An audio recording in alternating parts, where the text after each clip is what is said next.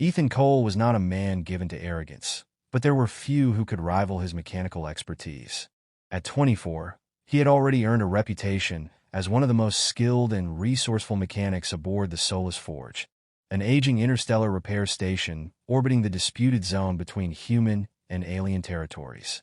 The station hummed with the steady rhythm of machinery, a comforting sound to Ethan, who had been raised in the void of space, learning to mend and rebuild anything with a pulse or a circuit. He moved through the repair bay now, his boots scuffing against the metal floor as he approached the Corvinian freighter that had docked for an inspection. The ship loomed before him, its angular design sleek and imposing, every inch of it crafted to assert the superiority of the alien race it represented. Corvinians were known for their precision, their perfectionism, and their unyielding belief in their own superiority. Ethan had no illusions about what he represented to them, a young human mechanic, expendable and inconsequential.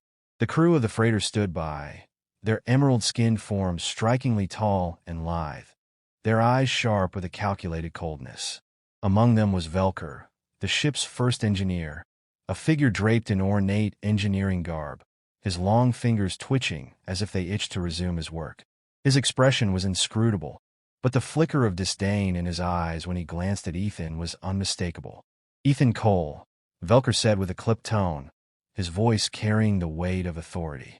"You may begin your inspection, but I must warn you, human diagnostics are far beneath us. Do not delay the process." Ethan nodded, not rising to the challenge. He had heard these words many times before, and they no longer stung. The truth was simple. They needed him. Human ingenuity had earned a begrudging respect, even if it was seldom acknowledged aloud. He set to work, moving swiftly and with practiced precision. The freighter's energy core was nestled deep within the vessel's belly, a chamber lined with layers of complex systems and alien components. Ethan had seen them all before, gleaming pieces of alien technology that hummed with quiet power, designed for efficiency and perfection. He reached out, adjusting the settings on his portable analyzer, scanning for anomalies. It wasn't long before he found it. A faint, almost imperceptible fluctuation in the core's phase oscillator, an anomaly that, if left unchecked, would disrupt the entire system. The dimensional phase oscillator, DPO, was an intricate piece of technology, essential for the freighter's ability to travel faster than light. But the subtle flaw was there, buried deep within the mechanics. A single misstep, and the oscillator could overload, creating a cascade of destructive energy. Ethan's brow furrowed as the implications set in. If activated, the oscillator would destabilize the energy field, potentially causing a catastrophic chain reaction that would annihilate the ship and threaten nearby systems. He didn't hesitate. He had to stop them from activating the system. He glanced up, catching Velker's gaze. The Corvinian engineer was watching him closely, though there was a disinterested air to the scrutiny. "There's a problem," Ethan said, his voice calm but urgent. "If you activate the DPO in its current state, it will—" "Enough," Velker interrupted, his tone dismissive. "Your warnings are unsubstantiated. We've run our diagnostics. The system is sound. Proceed with your inspection if you must, but do not interfere with the process." Ethan's heart beat faster. He knew he couldn't back down now. The stakes were too high. "I'm telling you, it's not stable. The system will fail," he insisted, trying to steady his voice. "You have to listen." Velker's expression hardened. "Human mechanics are often prone to overestimation. Your primitive technology cannot possibly understand our systems. The DPO is perfectly functional." Ethan's eyes narrowed as he checked his analyzer again, confirming what he had seen earlier. The flaw was real. It was undeniable. Yet Velker was unmoved, his pride blinding him to the danger. A decision had to be made, and it couldn't wait. Ethan's fingers moved swiftly across his tool panel, activating the manual override. The system's diagnostic interface flickered, then went dark. The controls locked in place. Velker's gaze snapped to him, his eyes burning with anger. "What have you done?" "I've prevented a disaster," Ethan replied, his voice steady despite the rising tension. "The system cannot be activated until it's repaired." The room fell silent, the hum of the station's engines the only sound filling the void. Velker stepped forward, his tall frame casting a shadow over Ethan. He didn't raise his voice, but there was an unmistakable thread in his words. You've crossed a line, human. This ship is on a schedule. You will fix what you've broken, or I will ensure you never touch another system again. Ethan stood his ground, his mind racing. He had no desire to escalate the situation, but there was no other choice. The Corvinians would not back down. They would try to force the system online, and when they did, they would die along with the freighter. He couldn't allow that to happen. I won't repair it until it's safe, Ethan said quietly, his voice firm. If you try to activate it now, I can't guarantee anyone will make it out alive. Velker's hands clenched into fists, his restraint slipping. The tension in the air was palpable, and Ethan could feel the weight of every pair of alien eyes on him, silently judging. Just as Velker opened his mouth to speak, a sharp, shrill alarm cut through the room, followed by the soft hum of an emergency alert. The lights in the chamber flickered, and the ship's systems groaned as if in protest. Ethan's stomach dropped. Something was wrong. Damn it, Velker muttered, his eyes narrowing. This is your fault. The moment we waste here is costing us. Ethan's heart raced, but his mind stayed focused. The systems were failing more rapidly than expected. Whatever was happening, it was bigger than just the DPO. I need to check the diagnostics, Ethan said quickly, already moving toward the terminal. But as he did, he felt a hand grasp his shoulder, spinning him around. You will not delay us further, Velker snarled. If you know what's best for you, you will fix this now. But Ethan's eyes met his. And for the first time since the encounter began, Velker hesitated. We're out of time, Ethan said grimly. I can fix the DPO, but you have to trust me. Velker studied him for a long moment, the weight of the decision pressing down on him. Then, without a word, he released Ethan and stepped back. I'll give you 5 minutes, Velker said quietly, his voice low and dangerous. Ethan didn't waste a second. Ethan sat in the dimly lit interrogation chamber aboard the Corvinian freighter, his wrists bound to the armrests of the chair. The room was sterile and cold, its walls a seamless expanse of polished metal. His portable analyzer, confiscated earlier, sat on a nearby table under the watchful gaze of Velker. Commander Kralix stood across from him, his imposing form radiating authority. The Corvinian's golden eyes glinted with barely contained disdain, his deep, resonant voice filling the chamber. Explain yourself, human. Why did you sabotage our system? I didn't sabotage it, Ethan replied evenly, despite the pounding of his heart. I prevented you from activating a system that would have killed everyone on this ship. Kralix's lip curled, his sharp teeth bared in something between a sneer and a snarl.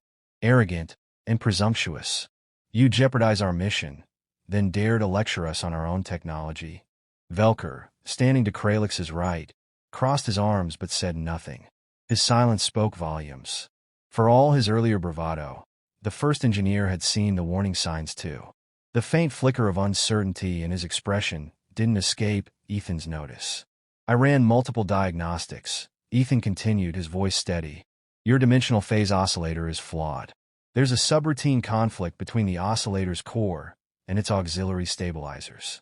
It's small, but it's enough to destabilize the energy field when activated. The result would have been catastrophic.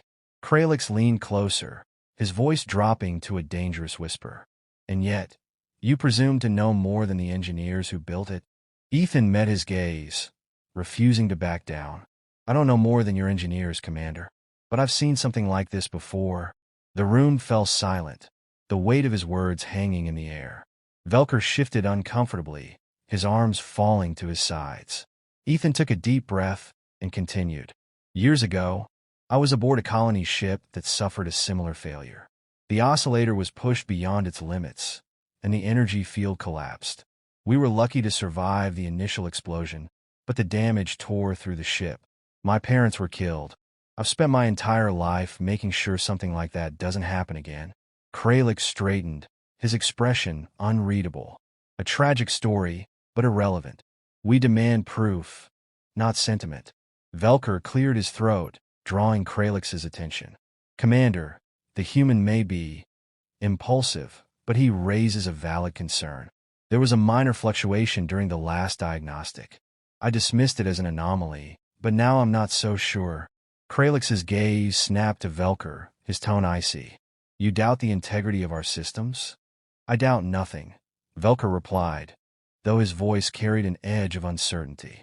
But if he's right, and we proceed without verification, we risk more than this ship. A dimensional collapse could ripple through subspace, endangering nearby systems. Kralix's jaw tightened, his pride warring with reason. After a tense pause, he gestured sharply to one of the Corvinian guards. Unbind him. The guard hesitated but complied, releasing Ethan's restraints. Ethan flexed his hands, glancing warily between Kralix and Velker. You'll have one chance to prove your claim, Kralix said, his tone curt. Velker will oversee your work. If you're wrong, I will personally ensure you answer for your interference. Ethan nodded, swallowing his nerves.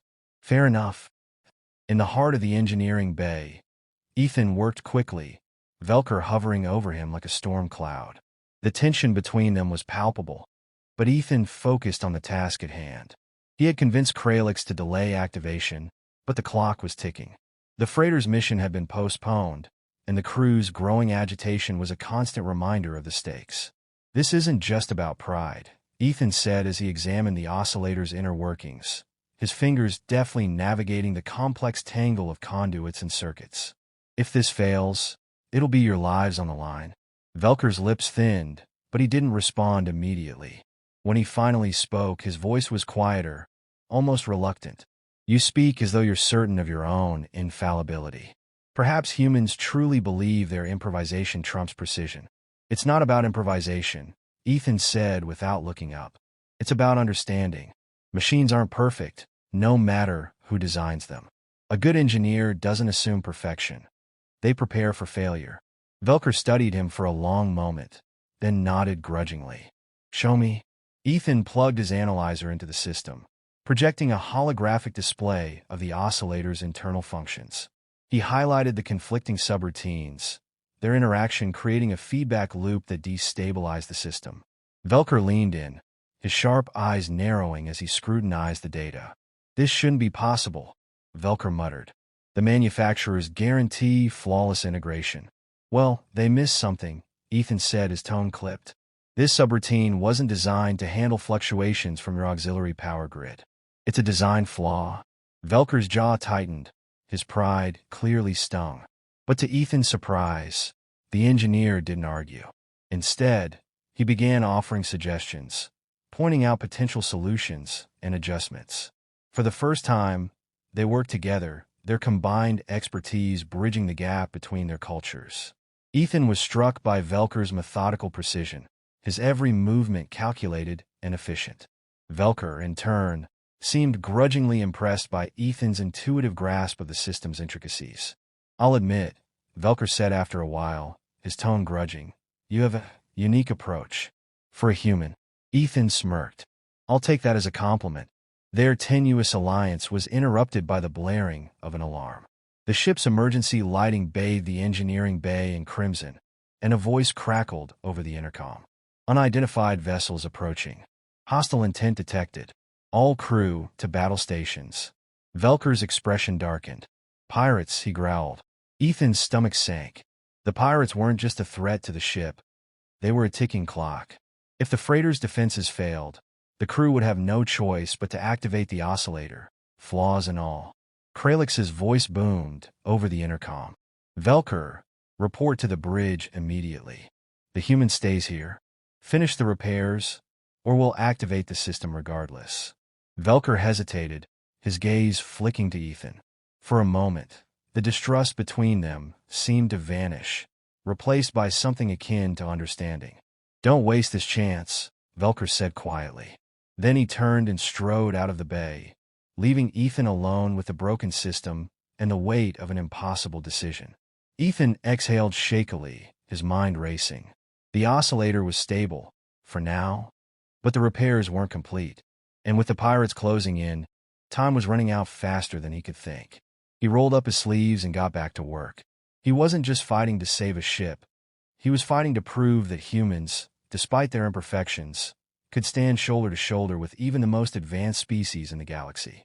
The freighter trembled as another volley from the pirate ships struck its hull. Emergency klaxons blared in discordant rhythm, and the faint smell of overheated circuitry filled the air. Ethan crouched over the open panel, his fingers working with furious precision as he reconnected the severed circuits.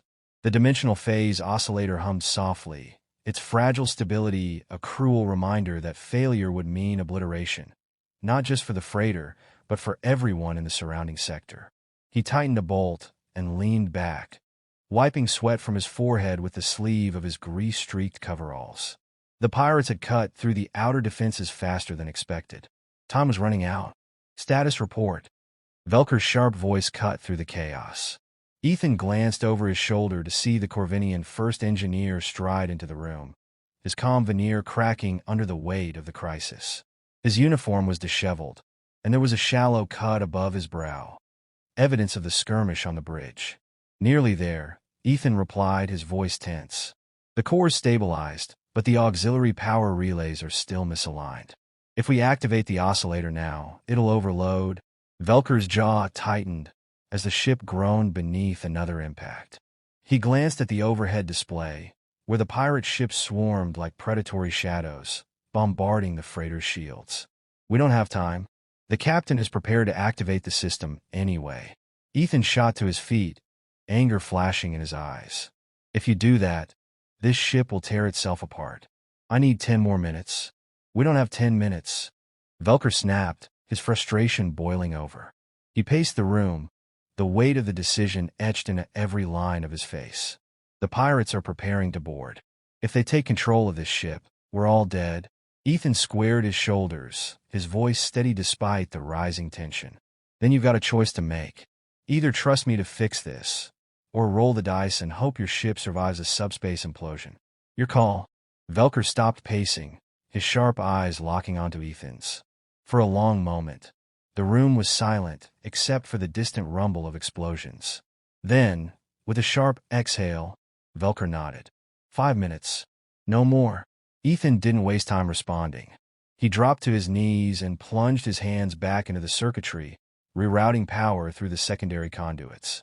Velker crouched beside him, his long fingers moving with practiced efficiency as he assisted with the recalibrations. You're good at this, Velker muttered grudgingly, his tone devoid of its earlier hostility. I've had practice, Ethan replied without looking up. Losing your family to an accident like this forces you to learn fast. Velker's movements stilled for a fraction of a second, a flicker of something, guilt, perhaps, crossing his face. I didn't know, he said quietly. You didn't ask, Ethan said, his voice sharper than intended. But there was no malice in his words, only the exhaustion of a man who had carried his grief for too long. Before Velker could respond, the ship shuddered violently, knocking them both to the floor. Ethan scrambled upright, his heart pounding as a voice crackled over the intercom. Pirates have breached the airlock. Velker rose to his feet, his expression grim. He turned to Ethan, his voice tight with urgency. Finish the repairs. I'll hold them off. Ethan hesitated, his gaze meeting Velker's. The Corvinian's earlier arrogance was gone, replaced by something far more human. Resolve. Don't get yourself killed, Ethan said.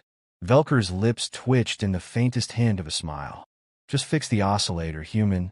And then he was gone, his tall frame disappearing through the doorway. The next 5 minutes felt like an eternity. Ethan worked with a single-minded focus, his hands moving faster than his thoughts. Sparks flew as he connected the final relay, the oscillator's hum growing steadier with each passing second. Outside, the sounds of gunfire echoed through the ship. Ethan's mind raced with every muffled shout and metallic clang, wondering if Velker and the others were holding the line, or if the pirates had already broken through.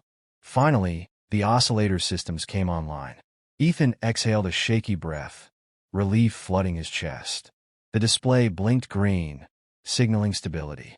The system was ready. Ethan activated his comm. Velker, it's done. The oscillator's stable. Tell the captain we can jump. There was no response. A cold knot of fear twisted in Ethan's stomach. He grabbed a nearby wrench and bolted out of the engineering bay, heading toward the airlock. The scene he found was chaos.